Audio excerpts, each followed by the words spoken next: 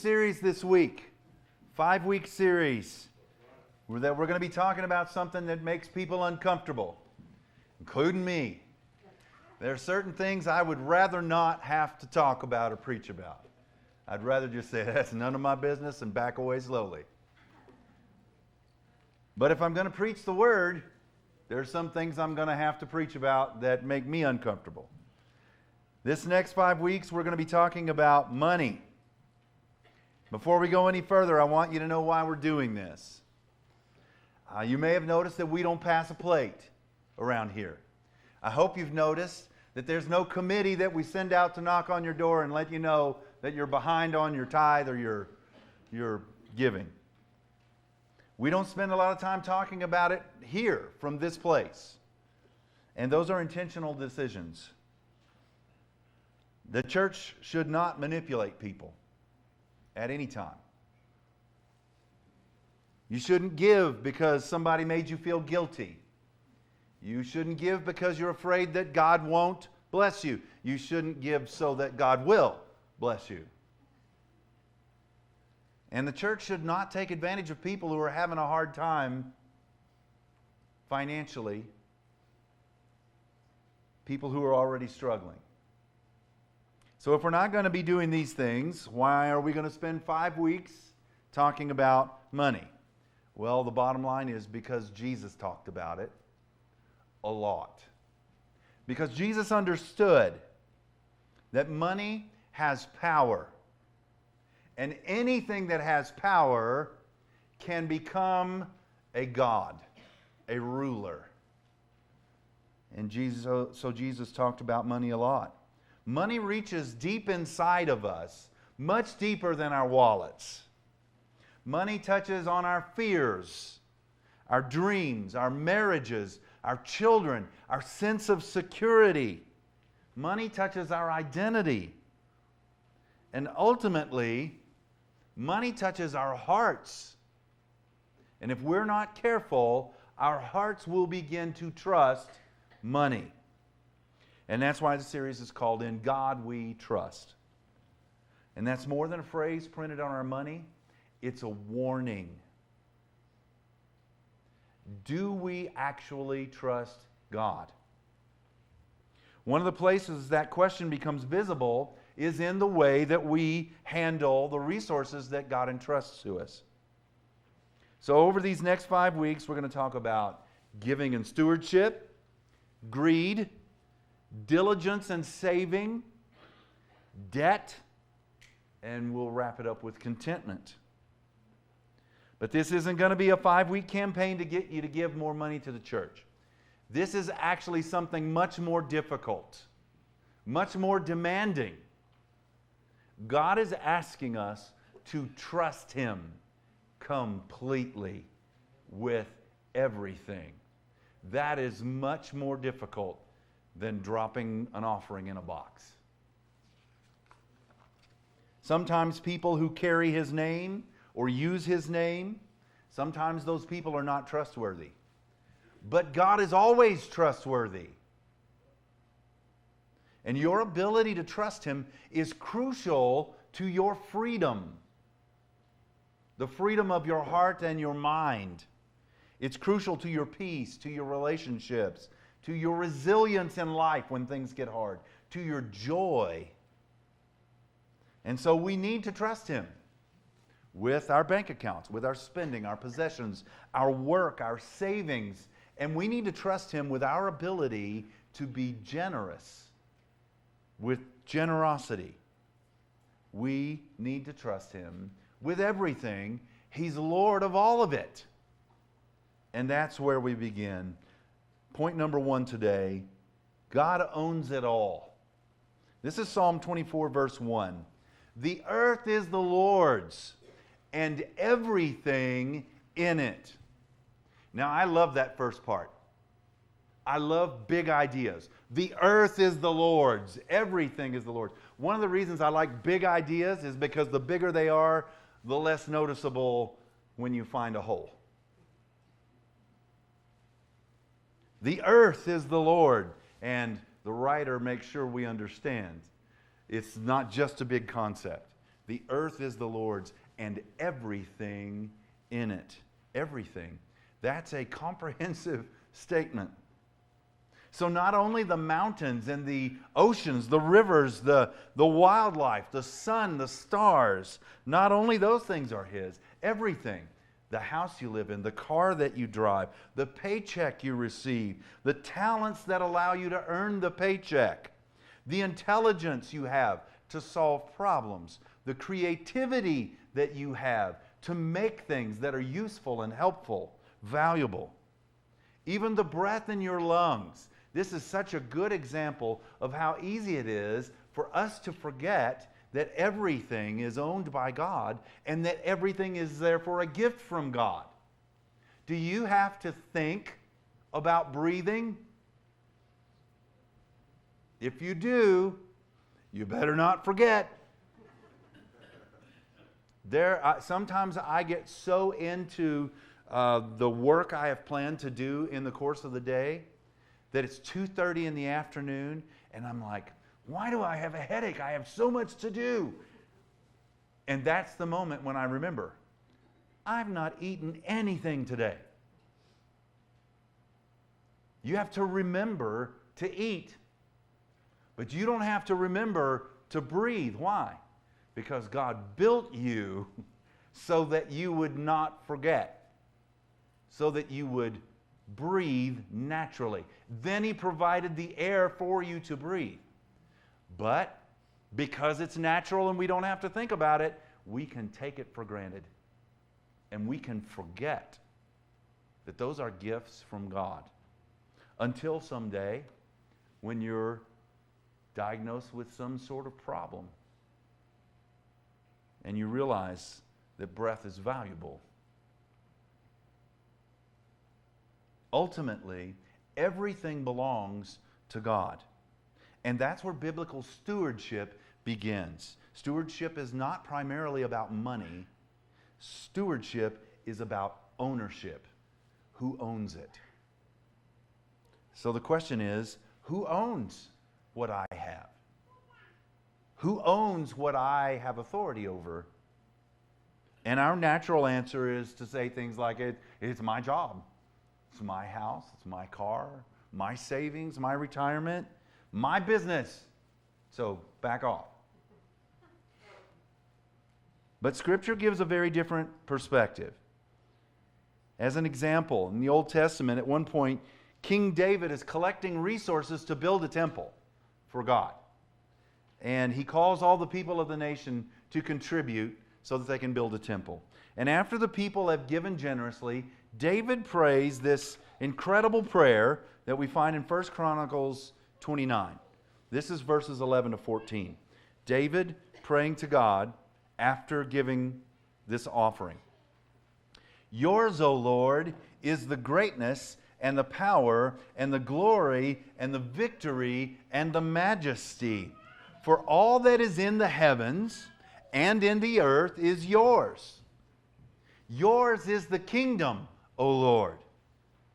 And you are exalted as head above all.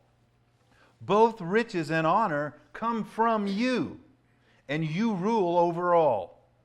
In your hand are power and might, and in your hand it is to make great and to give strength to all.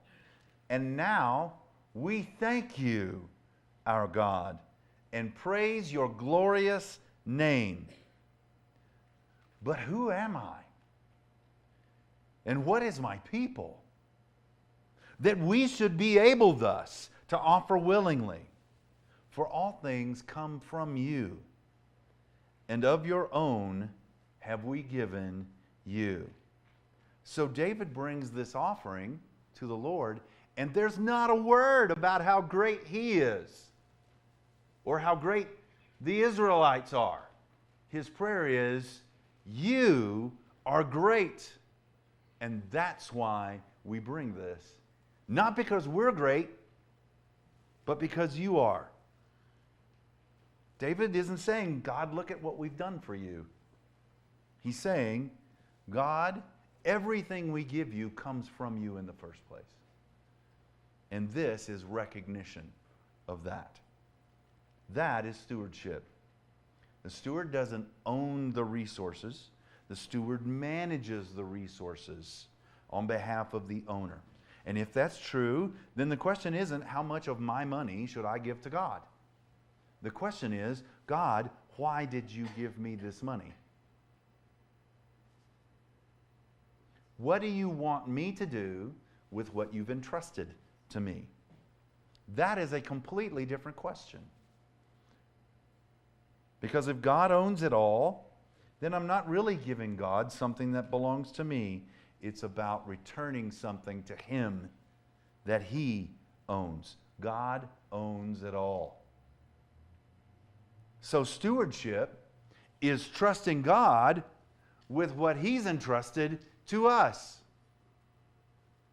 He's trusted us with something, and now we trust Him back. God is always the initiator. Jesus says something remarkable in Matthew chapter 6. He says, "Do not store up for yourselves treasures on earth." And then later he says, "For where your treasure is, there your heart will be also." Now read that carefully. Where your treasure is, there your heart will be also. So Jesus doesn't say your treasure follows your heart. He says your heart follows what you treasure. Careful what you treasure.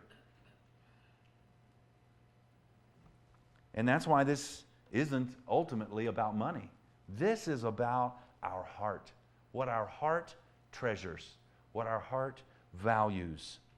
And you can tell what you believe about God and what you believe about money by watching the way you steward resources. Where does your money go? What are you willing to make sacrifices for? What is it that you worry about? We worry about things that are important to us, not things that are unimportant to us. What is it that you work hard to protect? What do you pursue? What do you consider to be enough? You might remember Jackson shared with us in one of his sermons that John Rockefeller was interviewed and was asked, you're very wealthy. How much money is enough? His answer was just a little more. How much is enough? Most of us can't answer that question. But those questions reveal what's in our hearts, the condition of our hearts, the motivations of our hearts. And Jesus gets right to the heart of the matter when he says in Matthew 6:24, you cannot serve both God and money. All right, so again, let's be careful. This can get twisted. You cannot serve both God and money. It does not say you cannot have both God and money. You cannot serve both God and money. He doesn't say you can't have money. Money isn't evil. Work isn't evil. Saving isn't evil. Owning things isn't evil. Enjoying God's provision is not evil. In fact, our enjoyment of God's provision honors Him. The problem comes when something that's designed to be a tool or a blessing to us becomes a master and we serve it. Money makes a wonderful servant, but it makes a horrible God. And so stewardship is learning to say, God, I trust you more than the things you give me. I trust you more than I trust money. Now, this doesn't mean that we don't think about money. Doesn't mean that we don't plan, that we don't save, that we don't work hard. Doesn't mean that we don't make wise financial decisions.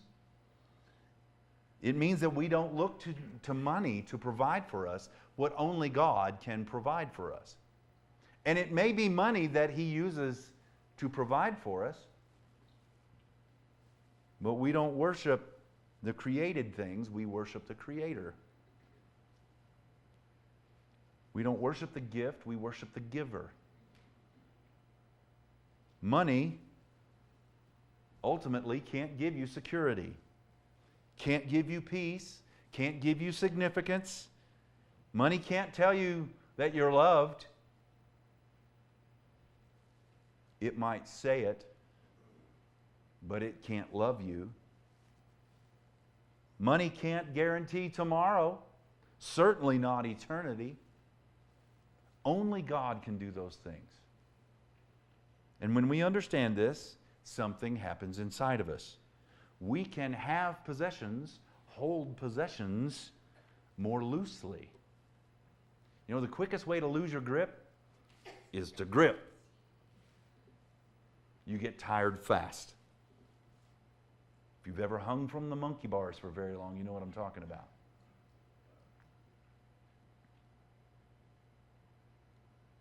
We can give without fear.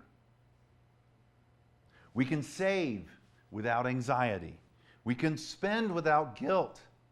We can say no when we need to say no, both to ourselves and to others. We can say yes when God gives us opportunity to be generous. And this is because our confidence isn't ultimately in what we have, it's in the generous one. Our confidence, our trust is in a generous God. So that brings us to point 3. Generosity is an act of trust. I want to be really careful right here because this is where we've seen people take advantage of other people. Generosity isn't about an amount, large or small. Generosity isn't something you compare to what somebody else gave. Generosity isn't about impressing God or purchasing His favor. That is not the gospel. But that doesn't mean that generosity is optional for a follower of Jesus. Because the point of following Jesus is to be like Jesus. And He is the generous one. The Bible consistently calls God's people to generosity, to be generous people. So the question isn't, should Christians be generous? The question is, what does generosity look like? Christian generosity is about much more than money. Christian generosity is about emulating the one who is generous and has been generous to us. God has been generous to us. Most of us know John 3:16. For God so loved the world that He gave.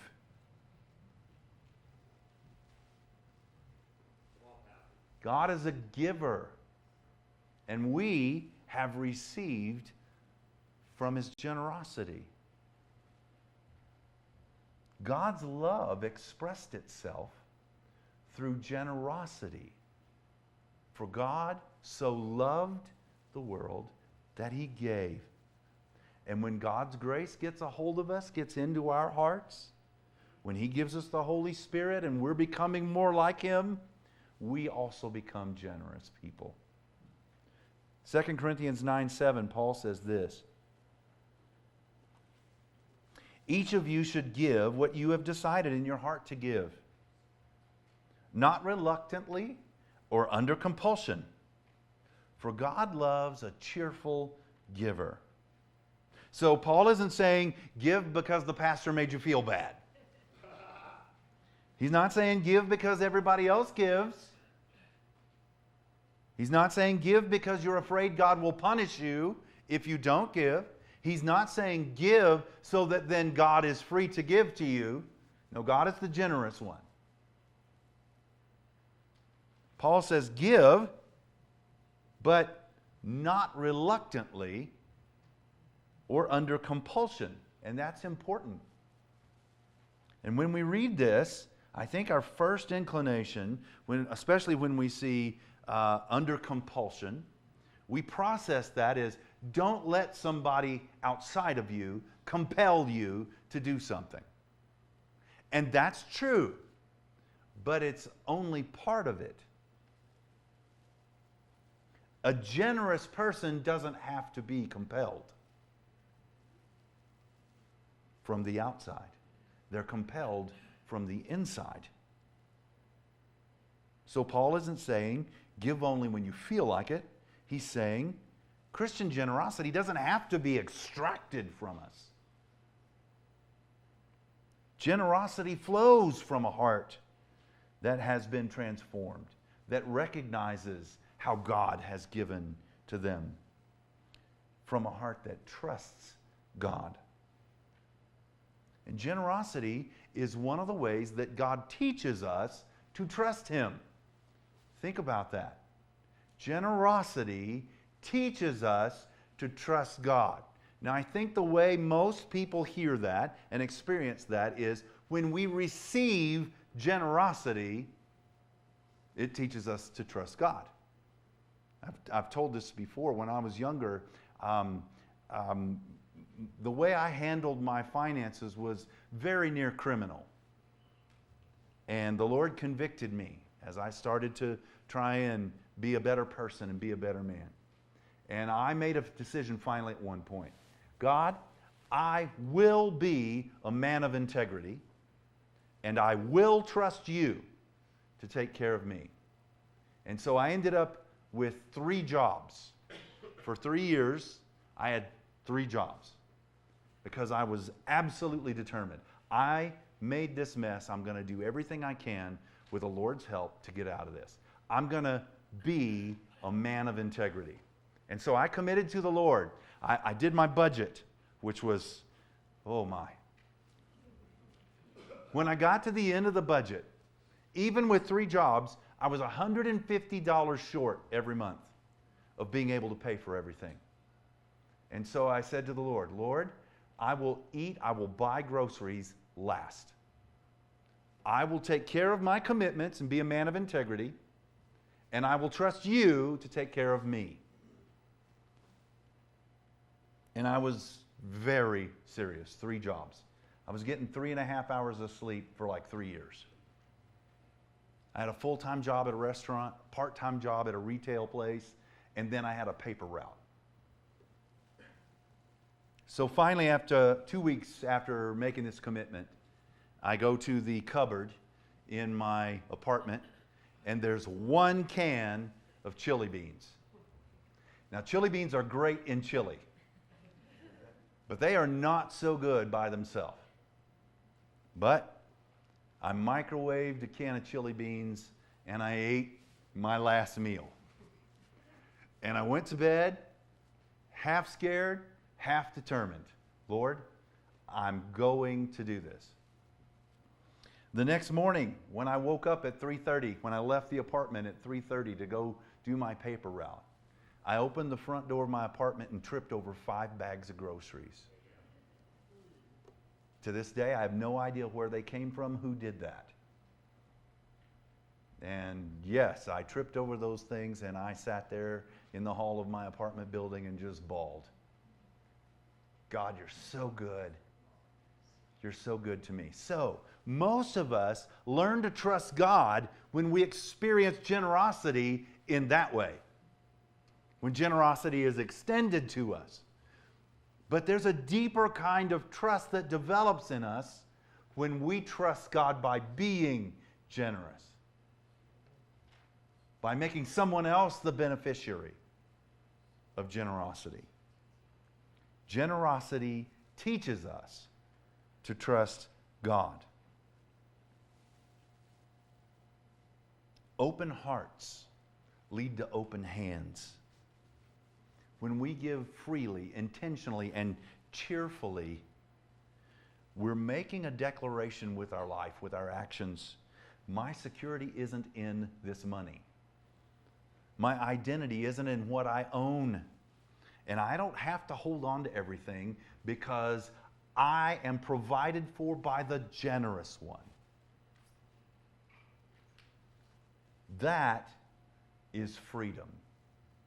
That is internal, eternal freedom. And that's why generosity isn't something that we only do for other people. Generosity builds us, our character, our trust in the Lord. It loosens our grip. It breaks the power that possessions have over us. It reminds us that we're stewards and not owners. And it turns our attention outward. And when we trust God and we're generous, then the things He's entrusted to us not only bless us, they bless others. And so when God blesses us and we trust Him, the blessing multiplies. This is where I love John Wesley's famous statement. Make all you can, save all you can, give all you can.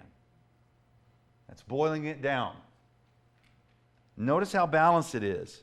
Wesley doesn't say, give everything and don't worry about being wise. What he says is, first, make all you can. Work diligently. Use your talents and abilities, your strength. Be responsible and produce. Make all you can. And then save all you can. Prepare, plan. Try not to waste things. Think about tomorrow. And then while you're thinking about tomorrow, think about how you can be prepared to give. Plan to give. Make all you can, save all you can, give all you can. Be generous. Use what God has entrusted to you to bless others and to advance His kingdom and to please Him. Work, save, give. There's a fundamental conviction under all of that. Trust God. I want to give you an image to carry as we proceed through this series. And if you would, imagine yourself holding the things that are important to you, gripping the things that are important to you. Maybe it's money, maybe it's your house or your car, your retirement, your future, your career. And when we're afraid, we have this tendency to tighten our grip. We think, I've got to protect this. That's trusting me, not God. We think, I've got to make sure that I have enough because I have people to take care of. That's trusting me and not God. I've got to take care of myself and those that I'm responsible for. Sometimes we hold things so tightly and for so long that we're unaware that it's actually those things that have a grip on us. Stewardship begins when we open our hands. And maybe when we do, we have to confess, Lord, I'm afraid. But I will trust you. We open our hands not because we don't care about what God's given us, but because we trust the one who gave it. So our prayer isn't, God, give me more. And our prayer is not, God, help me to give more. Our prayer is, God, help me to trust you. Because if I trust God more, I can be more generous. If I trust God more, I don't have any need to be greedy. If I trust God more, I can work diligently with purpose. And my career doesn't become my identity. If I trust God more, I can save wisely without living fearfully. And if I trust God more, I can confront debt without shame. Shame does not help us. And if I trust God more, I can say, I have enough when the world's telling me all the different things I just got to have. If I trust God more, I can finally have something that money cannot give me. Freedom. Freedom in my heart, in my mind, in my soul. So, as we proceed through this series, I don't want anybody leaving here thinking I need to give more money. I want us to leave asking the question, how can I trust God more? What does God want me to do with everything He's entrusted to me? And that includes money, possessions, time, abilities, opportunities, my future, my whole life, my everything. Because ultimately, stewardship and generosity is not about what we give God. It's about whether we trust Him with what He's already given to us. And so, the greatest act of stewardship isn't putting something into the offering box. It's putting everything back into His hands and saying, God, it's yours. All of it is yours. Show me what you have in mind for it. How do you want me to use it? How do you want me to hold it? How do you want me to give it? How do I trust you with what you've entrusted to me?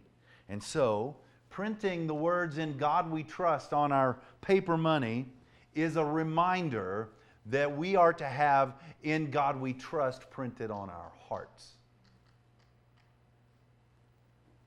That's where stewardship and generosity begins, not with money, but with trust.